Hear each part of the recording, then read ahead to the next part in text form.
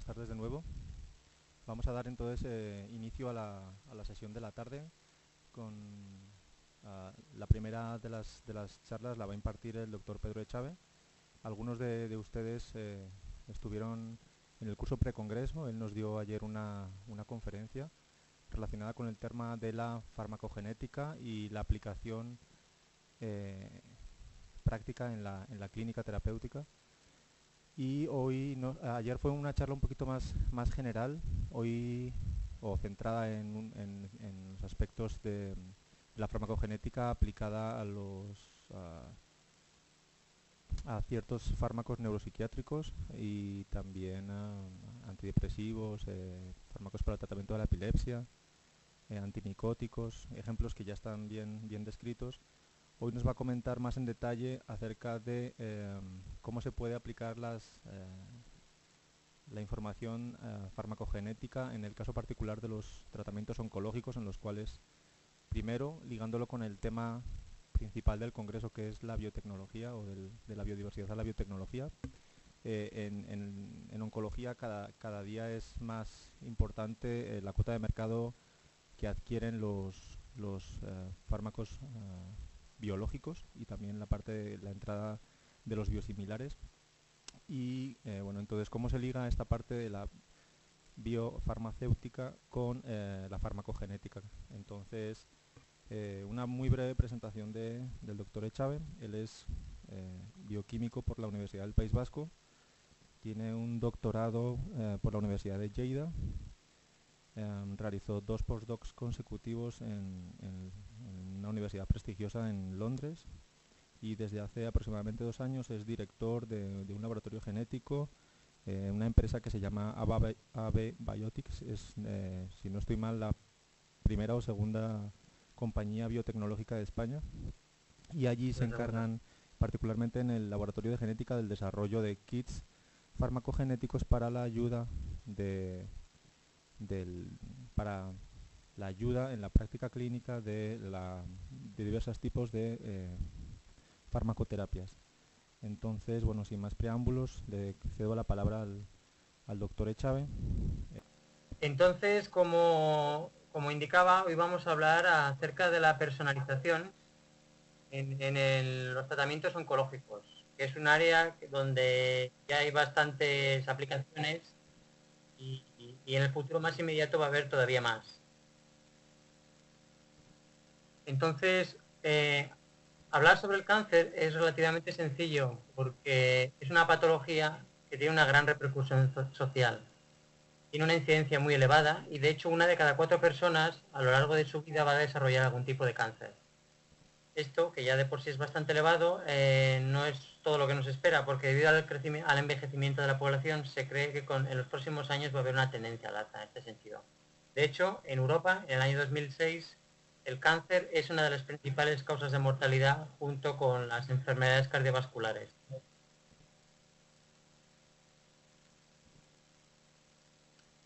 En lo que respecta a Colombia, la situación similar en cuanto a los tipos de cánceres más frecuentes es similar a la del resto de países, tanto en Europa como en Estados Unidos, en lo que respecta a incidencia y mortalidad.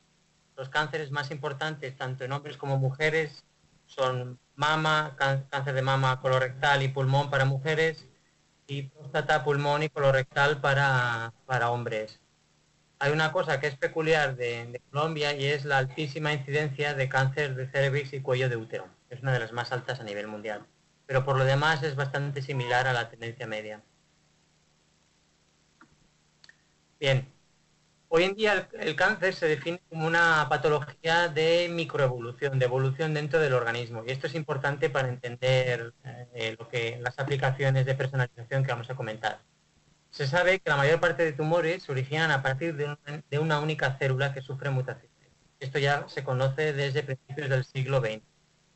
A partir de esta célula original, la progresión del tumor se basa en la selección secuencial de líneas, células hijas derivadas de esta célula inicial, líneas o clones que cada vez son más agresivos. Y a medida que se produce un nuevo clon, va invadiendo el terreno y posteriormente alguno de sus descendientes muta, es todavía más agresivo, invade el órgano, etc. por eso se habla de evolución clonal dentro del organismo. Una de las consecuencias de esta definición, que se cree que es la más correcta, es que tu tumor es una entidad dinámica y está en continuo cambio. A nivel genético cambia continuamente. Es tan cambiante que, de hecho, en cada tumor los cambios genéticos revelan una historia diferente. No hay dos tumores que sean exactamente iguales. Las mutaciones, de hecho, son muy numerosas en tumores tumorales. Y datos del año 99 indican que para un carcinoma de colon, un cáncer colorectal habitual, se han descrito más de 11.000. Y además, la diversidad genética del tumor es dinámica. Hay muchas mutaciones y a medida que pasa el tiempo, desde que se origina el tumor, van aumentando. De tal manera que, por ejemplo, una biopsia que se toma en un estadio inicial de un tumor no es representativo de toda la diversidad, de todas las características del tumor que van a tener lugar poco tiempo después. Este año se han cumplido 40 años desde que se firmó un documento muy importante, el National Cancer Act, por el presidente Richard Nixon, y que supuso el inicio de la guerra contra el cáncer. Desde entonces se cree que a nivel mundial se han gastado más de 30 millones de dólares en la búsqueda de tratamientos farmacológicos para acabar con esta patología. Y la situación en este sentido, digamos, es controvertida. Ha habido avances espectaculares en algunos tipos de cáncer, como leucemias. Se ha pasado de una mortalidad del 80% hace 20 años, sobre todo en leucemias infantiles, a una supervivencia del 80%. De hecho, es un caso de éxito espectacular. Y además ha habido mejoras importantísimas en la detección precoz. Creo que los casos de cáncer de colon y cáncer de mama son paradigmáticos. Sin embargo, la percepción, sobre todo a nivel gubernamental, es que los avances terapéuticos han sido relativamente modestos. Y no hace mucho que se publicó un artículo en el que se indicaba que se había luchado contra el cáncer y, de hecho, el cáncer de momento iba ganando. Una cosa que les quería indicar es que, por ejemplo, en los casos de cáncer de colon, mama y páncreas, las tasas de muerte por año, aunque van disminuyendo, no disminuyen tan rápido como muchos nos gustaría. O sea, hay éxito, se están produciendo avances, pero quizá no tan rápido como nos gustaría. ¿Y esto por qué es así?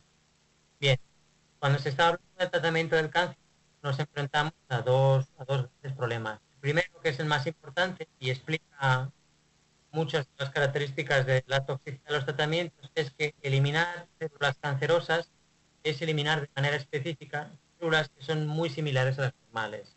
Es muy difícil que un fármaco que acaba con las células cancerosas no vaya a tener ningún efecto con el resto de las células de nuestro organismo.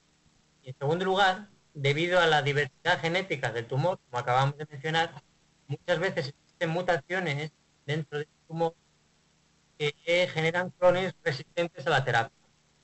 Así, por ejemplo, en el caso de los tratamientos de cáncer de pulmón, cáncer colorectal, con anticuerpos, que ahora están muy de moda, se han detectado ya casos de resistencia que se deben a mutaciones existentes tanto en el PCR o en un gen que mencionaremos luego, como el KRAS. Y estos solamente son 4 ejemplos. Una de las cosas en las que se tendrá que mejorar no es tanto a nivel de farmacología, o sea, la farmacología tiene que mejorar, pero además tiene que mejorar la sensibilidad de la detección.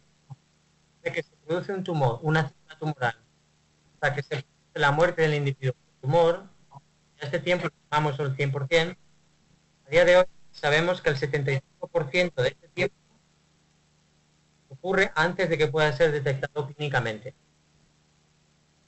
Así que, desde luego, todavía tenemos mucho espacio para mejorar la detección. Idealmente, deberíamos ser capaces de detectar las células tumorales cuando es una única célula, un grupo pequeño de ellas. En definitiva, en la situación actual de los tratamientos, al menos tal como se percibe, ha habido éxito en ciertos aspectos, en otras cosas se debe mejorar.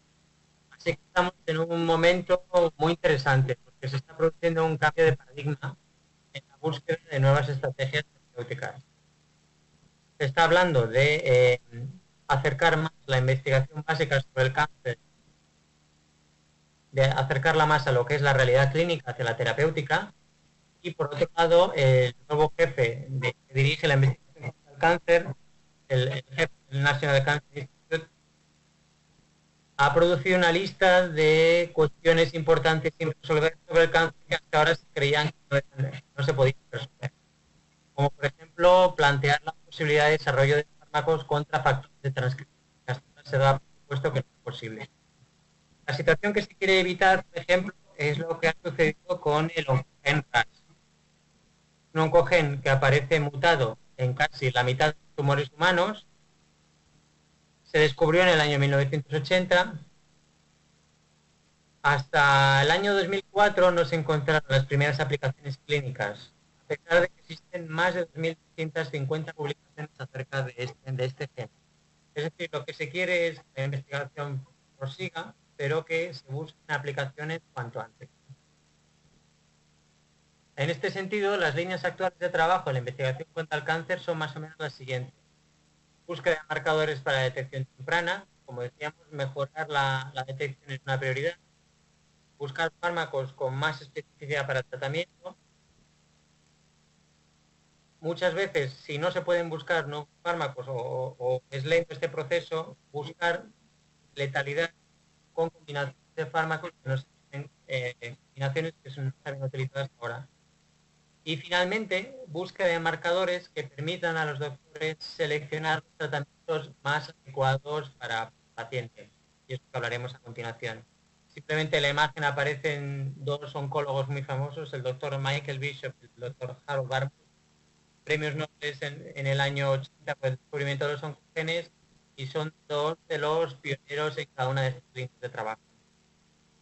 Esta es la parte que hablaremos a continuación. Búsqueda de marcadores para selección de tratamiento. Está bastante avanzado. Marcadores en cáncer. Hablamos de marcadores genéticos. Se han descrito aproximadamente 280 oncogenes, es decir, genes que están implicados en la aparición del cáncer. Y además de estos 280 oncogenes, se conocen más de 1 millar de factores genéticos adicionales. Muchos de ellos son específicos para cada tumor, o sea que no son de aplicación general.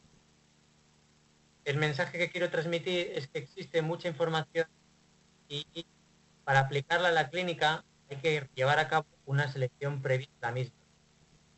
Por un lado, se ha de seleccionar la información que sea más sólida a nivel científico, esto no ayuda.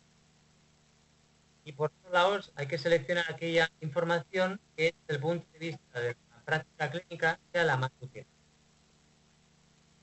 Entonces, la única manera de conseguir este tipo de selecciones es que exista una comunicación entre investigadores clínicos. Esto es esencial. Hay que tener información contrastada, hay que tener marcadores validados, a poder ser por organizaciones como la FDA, etc.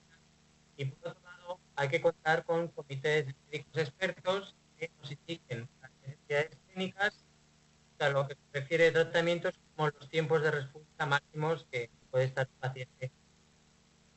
Y a partir de ahí, seleccionar los marcadores farmacogenéticos más relevantes. Para España, por ejemplo, esto es algo que ya se ha hecho. Se ha podido contactar con comités médicos en los que, por ejemplo, se encontraba el director del Plan Oncológico Nacional o el presidente de la Sociedad Española de Oncología. Y estos doctores, por ejemplo, han sido capaces de seleccionar una serie de marcadores que ellos utilizarían en la práctica clínica a día de hoy si pudieran. Esta es la lista de marcadores que se ha seleccionado para España. Se cree que sería la de mayor utilidad, que puede implantarse ya mismo en la práctica clínica. Algunos de ellos son identificación de factores genéticos que confieren resistencia al tratamiento, y otros son factores que están relacionados con toxicidad. Estos factores genéticos son relevantes para los principales tipos de cáncer, tanto para mama, pulmón, colorectal, cáncer de estómago, melanoma y glioblastoma. Y a continuación, lo que voy a hacer es, de estos 10 marcadores genéticos que les presento, comentarles 3 casos en los que 3 casos para que vean cuál es el tipo de aplicación que tienen y el poder del uso de la genética para seleccionar tratamiento. En primer lugar, hablaré de un caso del irinotecan que lo mencionamos brevemente al final de la sesión de ayer. El irinotecan es un fármaco empleado para tratar el cáncer de colon, páncreas y pulmón, y de hecho es uno de los fármacos oncológicos que tienen mayor difusión. Es un inhibidor de la topoisomerasa 1. Entonces, cuando en contacto con las células provoca roturas del ADN y así provoca la muerte celular de aquellas células que se están dividiendo. El irinotecan, cuando entra en el organismo, se hidroliza y da lugar a un compuesto activo que se denomina SNP38. Ese SNP38 se modifica en plasma mediante una enzima que se denomina UGT1A1, que lo convierte en un compuesto inactivo. Bien, esto es relevante porque el 25% de los pacientes que están siendo tratados con irinotecan tienen que suspender el tratamiento no porque no estén respondiendo positivamente al mismo, sino porque presentan neutropenias severas, tan severas que si no se suspende el tratamiento puede ser fatal. Y hoy en día se sabe que esta neutropenia severa está relacionada con la actividad del GPT1A1. Se sabe ya que en el promotor de este gen aparecen en los individuos, hay una región en el promotor que presenta una longitud variable. Una secuencia TA en algunos individuos aparece repetida 6 veces, en otros individuos aparece 7 veces, puede estar oscilando entre 5 y 11 veces. Las más frecuentes son 6 veces y 7 veces.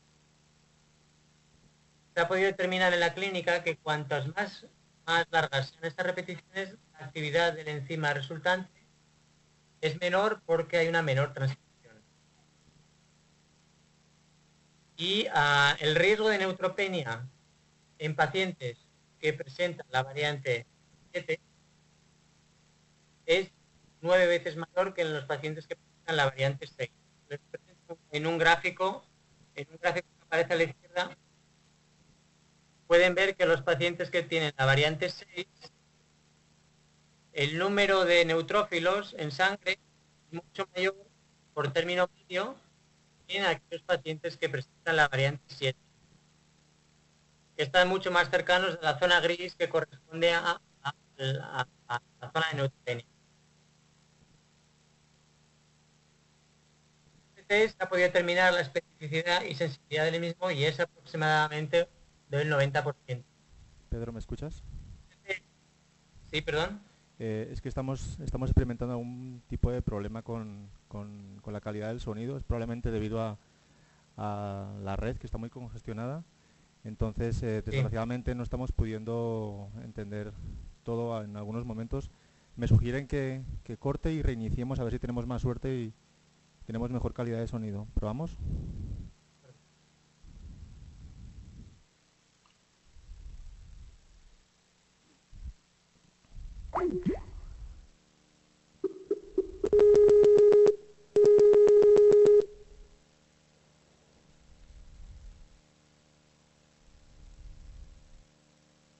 ¿Qué tal ahora? Vamos a probar de nuevo. Retomamos la charla en el punto que se había quedado. De pronto también te pido, igual si hablas un poquito más despacio, igual conseguimos De acuerdo. escuchar y sobre todo entender mejor. Gracias, Pedro, y perdona por por la molestia. No, no hay problema.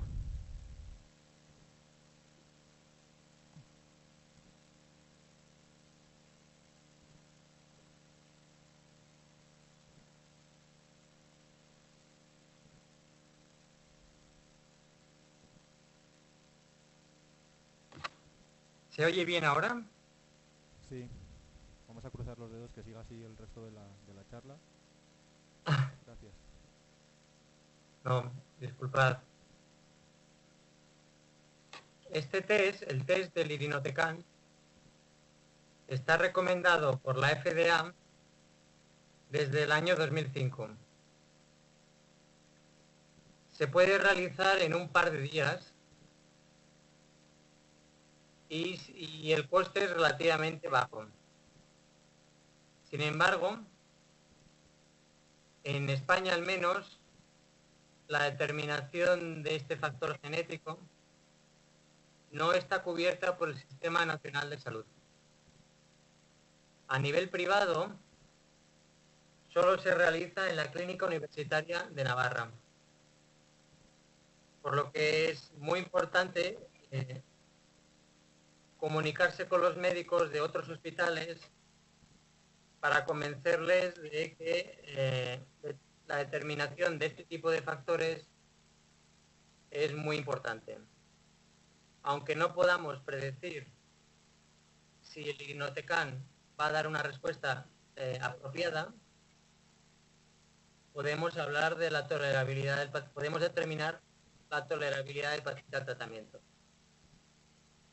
En europeos se calcula que el porcentaje de pacientes que van a tener neutropenia con irinotecan va a ser del 12%. Y en América del Norte es un porcentaje similar.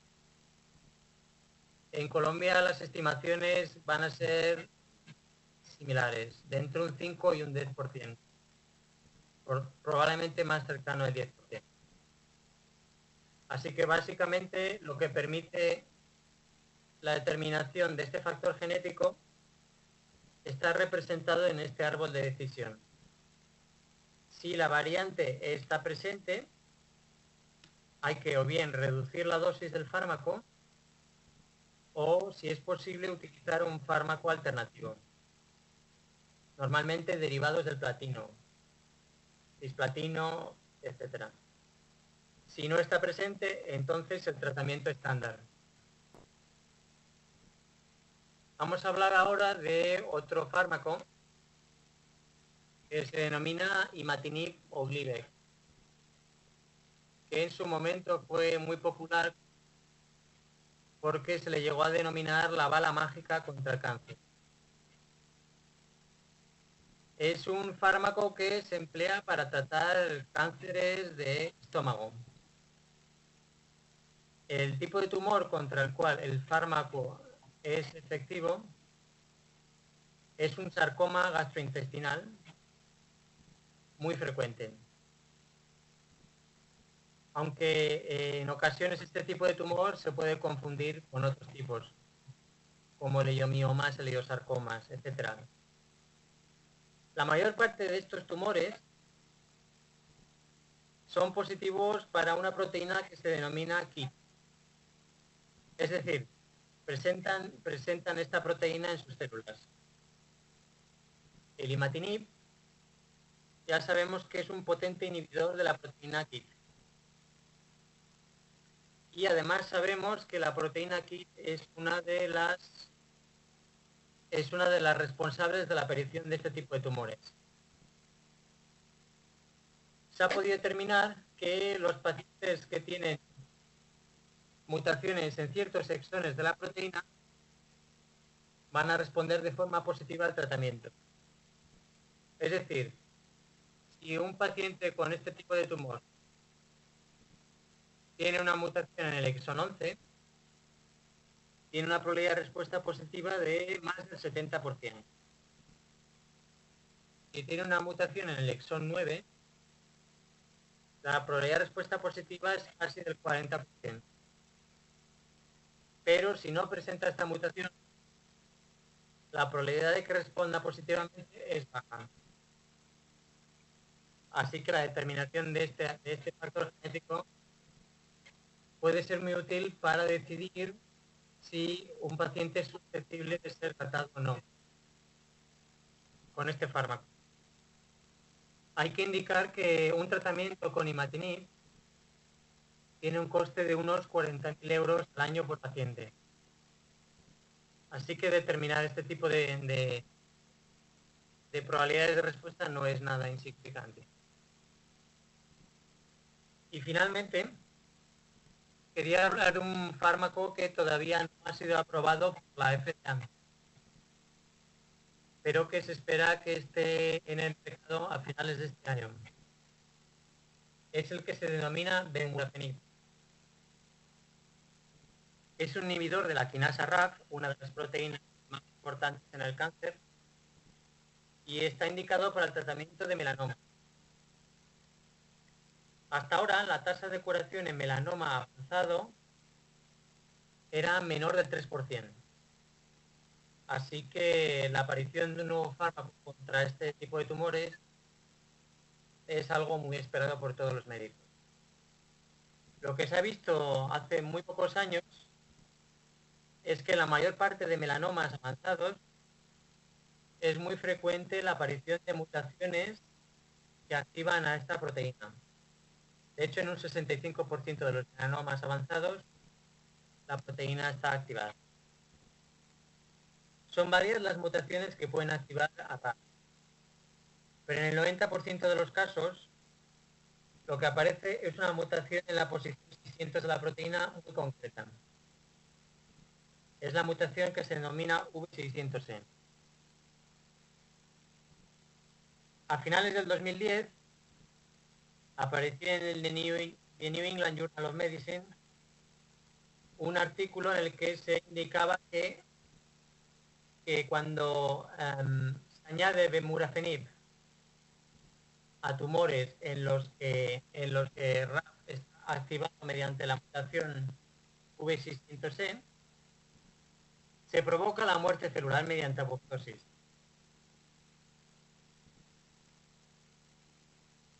Se ha visto que el 81% de los pacientes con melanoma y que tienen la mutación V600E responden al tratamiento de forma parcial o total.